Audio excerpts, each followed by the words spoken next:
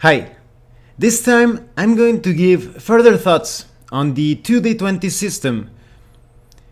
Some of you already know that I've reviewed the Mutant Chronicles role-playing game and the Robert E. Howard's Conan Adventures in an Age Undreamed Of role-playing game. And it's quite an amazing experience when using the 2D20 system to run those games that feature a lot of action scenes. There are other systems, for example, Savage Worlds, that also have their own vision or attempt to represent that particular cinematic style of gameplay. But what I like of the 320 system when applied to the Mutant Chronicles and Conan is the amount of options that you get by generating successes and using different points such as the chronicle points, the dark symmetry points, etc. I will focus a bit more on each of those gameplay related elements. Now, even though what I'm going to say applies to both the Mutant Chronicles and the Conan role-playing game, I'm going to express it a bit more on the Mutant Chronicles terminology side of things, because I've been running a Mutant Chronicles campaign, the Dark Symmetry campaign, so it's easier for me to communicate it in Mutant Chronicles lingo. Now, the other about a week ago, I saw a week or two. I saw a video from the Multiverso Distópico channel from by Marco. I'm going to put a link in the description below, and he was talking about character background and character creation and generation, how it combines or integrates with gameplay. And I talked to him about how I like using the 2D20 system to generate characters, because you have all of these random tables that result in some very unique background combinations related to your character's history. In this particular case of the Dark Symmetry campaign, there is a character from the Mishima Corporation, so he's more on the Japanese side of things, and he's always carrying a videotape with him, a VHS tape that has a recording, some film of his grandfather talking with a martial arts master of great renown. And he also has the background of having participated in showbiz. He was sort of like a TV personality. So these background details can be used in positive or negative ways throughout the entire campaign. The game master has to pay attention as to how he can use that related to expending dark symmetry points, or perhaps something related to momentum. It applies to many things, and this could play in favor of the character or against him, because, for example, in the case of the VHS tape with the footage of a martial arts master, maybe the character decides to show that tape to someone, and maybe that person watching the video is a fan of martial artists, and he actually likes the character more, and now interactions will go a bit more smooth. But maybe, just maybe, that non-player character that is watching the tape, he actually dislikes that particular martial arts master, so now he won't be as cooperative if the character asks something of that non-player character. And so forth. You can use pretty much anything related to the background of the player character to have those sorts of interactions throughout the game. Anything related to that character's culture or education or profession, etc. But what I really love when it comes to the character background and development in the 2D20 system is how skills feel almost like fits or edges in other games. In some games, it sometimes feels a bit, I guess you could say, disappointing when you level up and you get a number of skill points. And you want, of course, that's going to be pretty useful to go through different adventures and scenarios and encounters, but it usually, well, in my particular case and the case of some other players, you usually feel quite excited when you get some new edges or powers or abilities, something that has a stronger impact when it comes to affecting the game world, not just navigating obstacles. And in the Mutant Chronicles, using the 2D20 system, either in the Mutant Chronicles or the Conan role-playing game, you gain these different skills that they feel is basically an unlocking of skills using skill trees. But these skills have some pretty dramatic effects. When you are successful at different tasks, you actually generate momentum, and we will talk more about momentum in a few minutes. But it basically feels like you're using a special power. So even if you're very skilled at researching something, that something that you are researching could perhaps be a positive thing in something that seems almost unrelated, like combat. Because, for example, maybe you have penetrated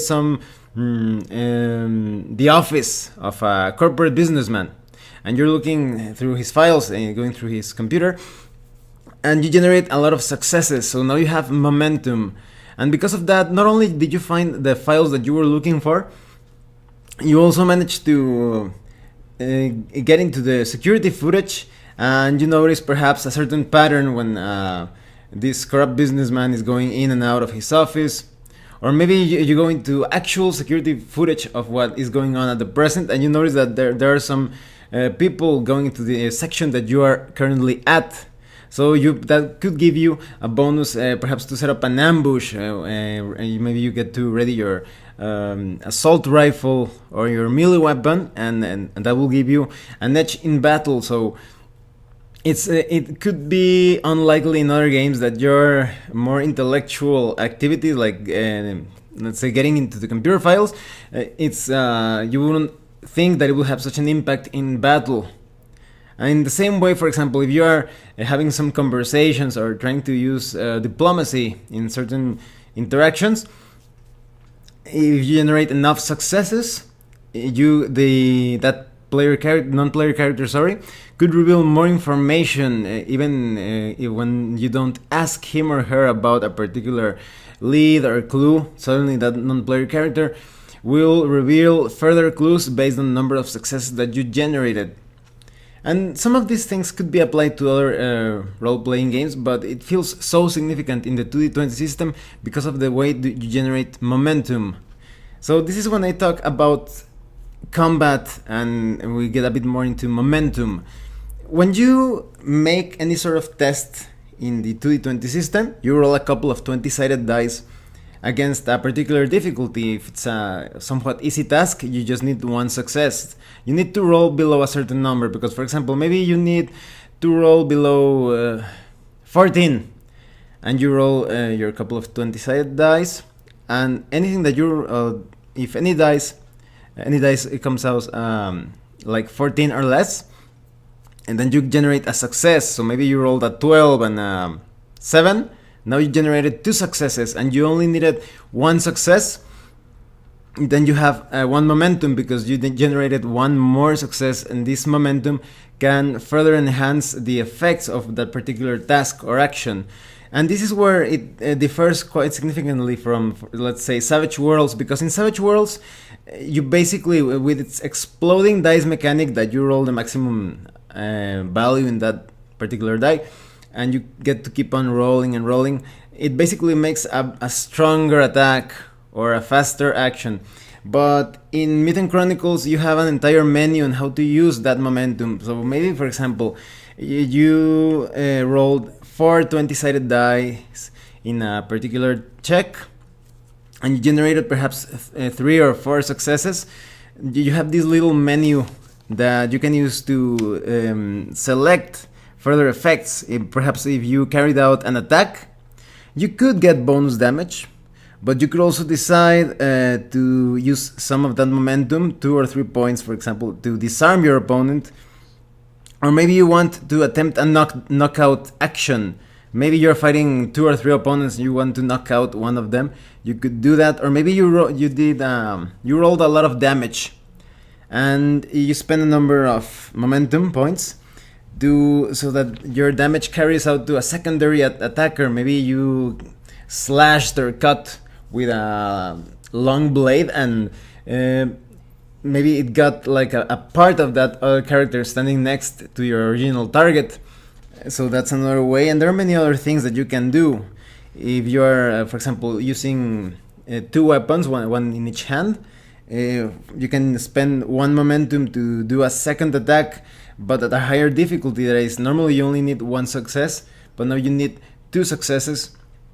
You can also use this if you only have a single weapon. Maybe you are using a shotgun, but it's more expensive. You need to pay 2 momentum points.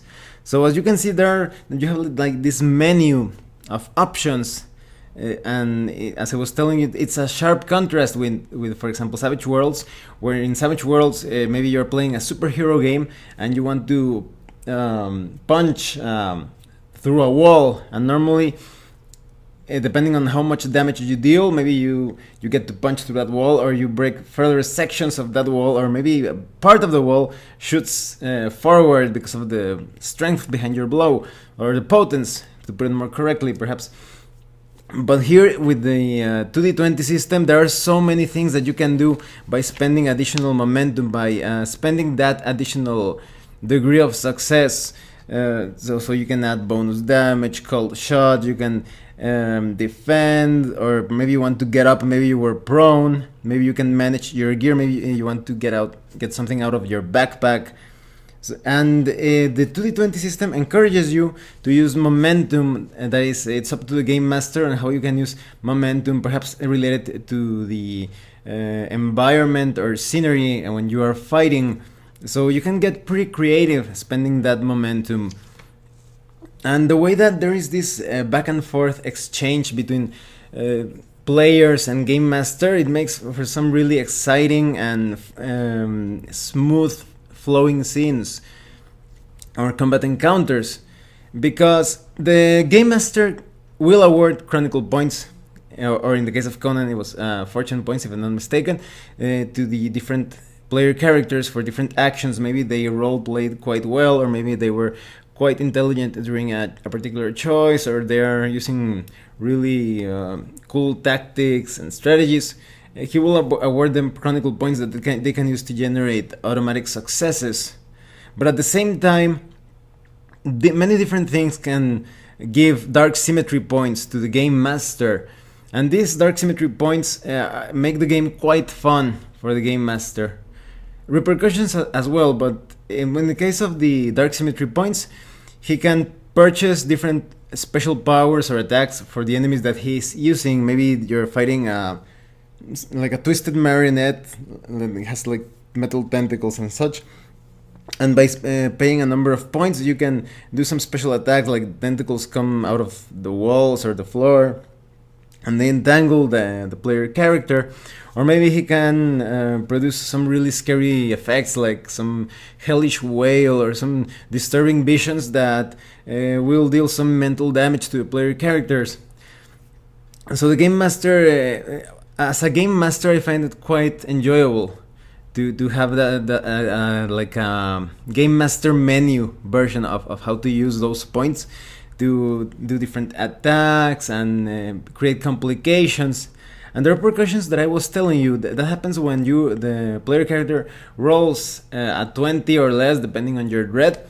It could turn out into something really problematic for the player character, because maybe the player character is fighting some sort of cultist or heretic on top of some catwalk or some stairs or something, and game master has the choice of using a repercussion because maybe that character rolled a 20, and now that character slips and falls, and now the character is fighting prone in perhaps this toxic cesspool, and because the character is in that hazardous water, he needs to get out quickly, or maybe he wants to keep on fighting and hope that his suit or some other type of resistance will keep him safe from that toxic water. So it's all up to the player character, and repercussions are some ways to complicate, but at the same time add some color and more action to the scene. And the player characters always have that choice of doing more dramatic and potentially more successful actions if they give dark symmetry points to the game master. So maybe you're having a difficult time with some enemy you could choose to roll an additional, let's say, 3 d20. You add 20-sided dice to your roll. So now you're going to be rolling a total of 5 d20s. But because you chose to roll 3 additional dice, the player now needs to pay 3 Dark Symmetry points to the Game Master, and those points will be used by the Game Master to make the encounter more lethal. Now those points serve as fuel to perform different special attacks with the different enemies. So it feels like a back and forth. The player characters are always thinking or have that option of doing extraordinary attacks and checks, but they know that it could come back and bite them soon enough, because now the Game Master has those points that the characters have given to the Game Master. It's a back and forth of, I do this incredible action, but now you get to do some amazing effect as well. So combats and checks in general get really exciting. It's not only related to combat, because for example maybe an elevator is about to fall down because of the Dark Soul has taken control of that elevator. So the characters are trying to decide if they should try to escape from the top of the elevator, trying to force the doors open of that elevator, or perhaps they're trying to use some effect related to the art that is kind of like the magic psionic powers of the Mutant Chronicles, and they can roll many 20-sided dice, but at the same time, because of that, they are going to be paying Dark Symmetry points for the Game Master, and he will surely use those points to add some perhaps monsters that suddenly land on top of the elevator, or perhaps the elevator starts to fall faster, or maybe it could be pretty much anything that the Game Master can think that it makes sense within the context of the encounter. Now, I'm also going to give you some tips on how to handle encounters when you have larger or smaller groups, because I think that the 2d20 system is best when you play with 3 player characters, but you can also play it with 1 or 2 or 4 or 5, but as I was telling you, I think I can give some tips on how to handle that situation. When you let's talk about Chronicle points. When you have just 1 or 2 player characters, I recommend that you as a Game Master become quite generous at awarding Chronicle points, because those player characters are going to need those points, because they are only 1 or 2 members in the party, and they are not going to be as resourceful as perhaps 5 members of the party. So they're going to need all the help that they can get of maximizing their skills, their knowledge, their actions. So Chronicle points are a great way for them to try things and keep on being heroic, because this is a cinematic system, the 2d20 system. It allows for larger than life heroes. And now when it comes to Dark Symmetry points and parrying, I think that you should be really careful. Oh, but before we get into that, I must also say that, for example, if you have 5 or perhaps you want to run even 6 player characters in a single adventure, you should award Chronicle points a bit with a bit more, let's say, not as generously, because imagine you have 5 or 6 player characters and they are all using their Chronicle points. They can become quite devastating, quite powerful. So I would recommend that you exercise moderation when awarding Chronicle points when you have a larger group. Now, as I was saying, parrying and Dark Symmetry points. Parry is quite effective in this system, or dodging even.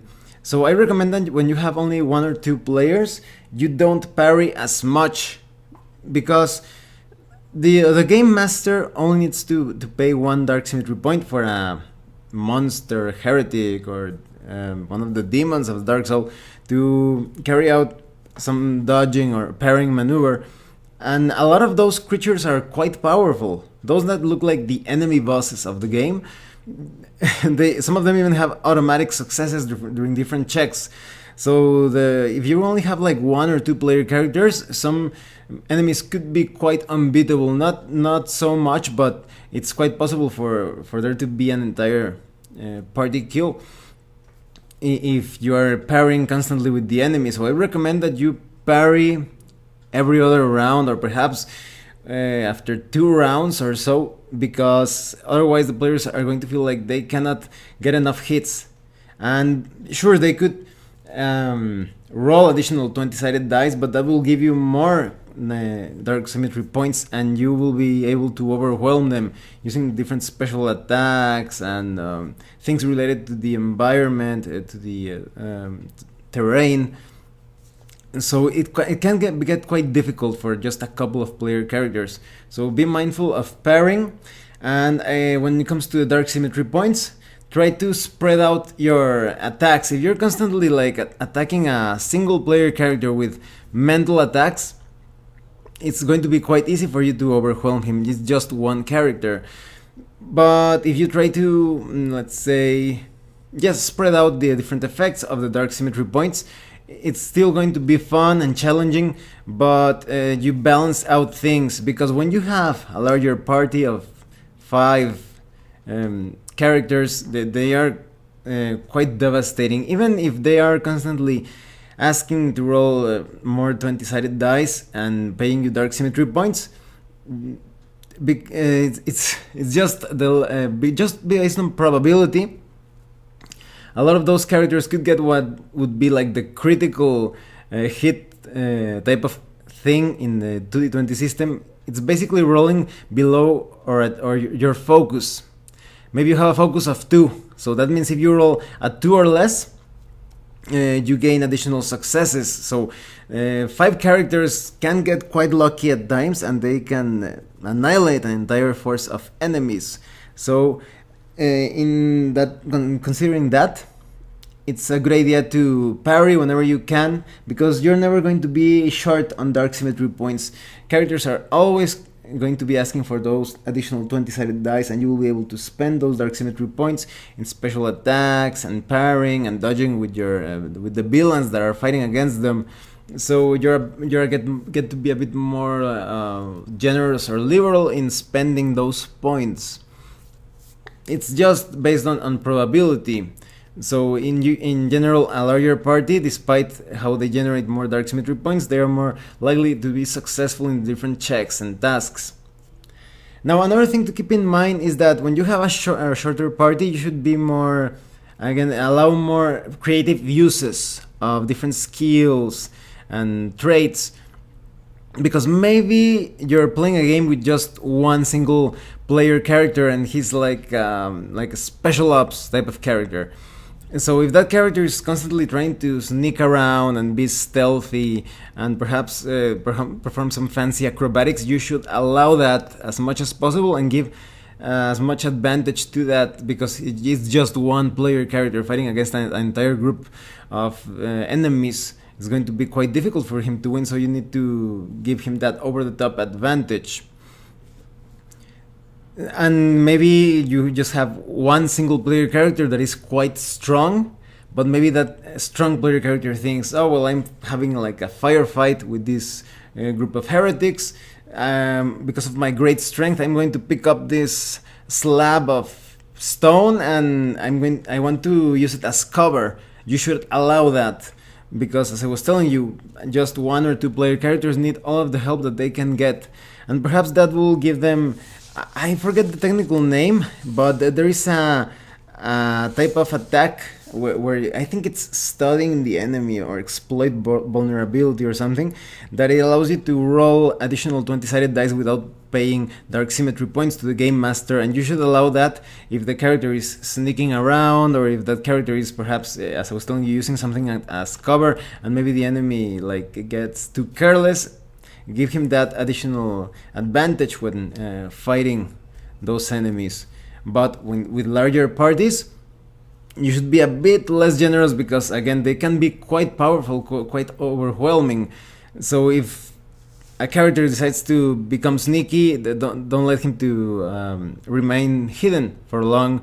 Or in the case of I was telling you, a tough character that uses some piece of the environment of the terrain to protect himself, have that cover be destroyed in 1 or 2 turns.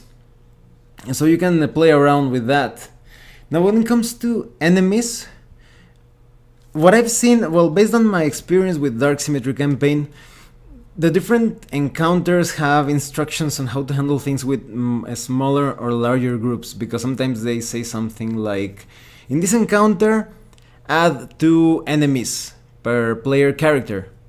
But in other encounters, they do not tell you that, and they just bring out an enemy force, and that this enemy force can be quite lethal. So I would recommend that, for example, if the encounter suddenly says something like, in this part you're going to be fighting 3 Imperial soldiers, and you only have 1 or 2 player characters, consider reducing that to 1 or 2 Imperial soldiers or warriors. But if you have a larger group, perhaps 6 player characters or 5, consider adding an additional enemy. There are also other ways to handle this, because with the 2d20 system, you also have a way to...